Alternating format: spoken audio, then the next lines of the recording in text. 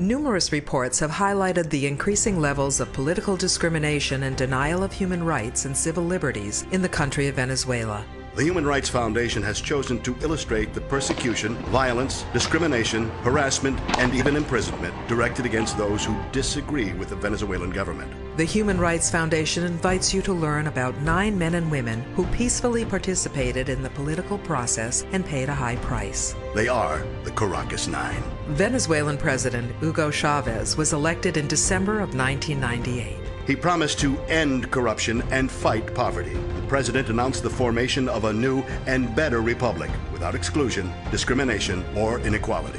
The new government of Venezuela quickly made profound changes in society, setting a clear ideological path to be followed, that of the Bolivarian Revolution.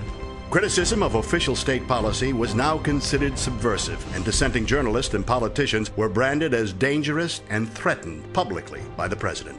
The government passed a law banning the use of insulting language against the president. Even humor became punishable by law. Further legislation was enacted to muzzle the free expression of independent media. The new Venezuelan Congress stripped the judiciary of its independence and autonomy. Thousands of veteran judges were fired. New judges were added on the basis of their loyalty to the revolutionary government. The Venezuelan courts are now an instrument of the executive branch, issuing hundreds of false indictments, carrying out partisan investigations, and using the legal process to harass and intimidate those who oppose the government.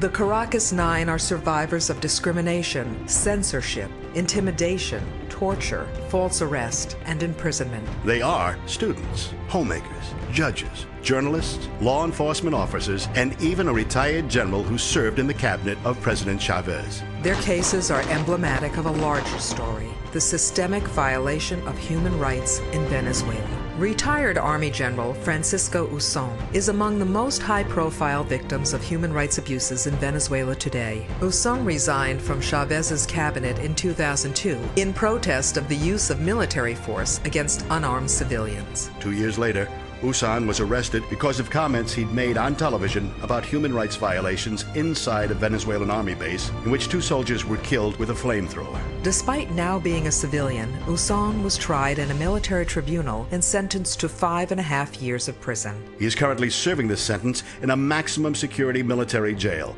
without running water, food, or rations of any kind. While in the custody of the Venezuelan government, Usón has been the target of 2 assassination attempts by injection. Francisco Usón was declared a prisoner of conscience and a political prisoner of Venezuela by the Human Rights Foundation in early 2006. His case has received support from numerous international figures, such as European parliamentarian Tunne Kelam, American congressmen, and Hollywood stars like Stephen Baldwin. As you watch this, Francisco Usón is in prison.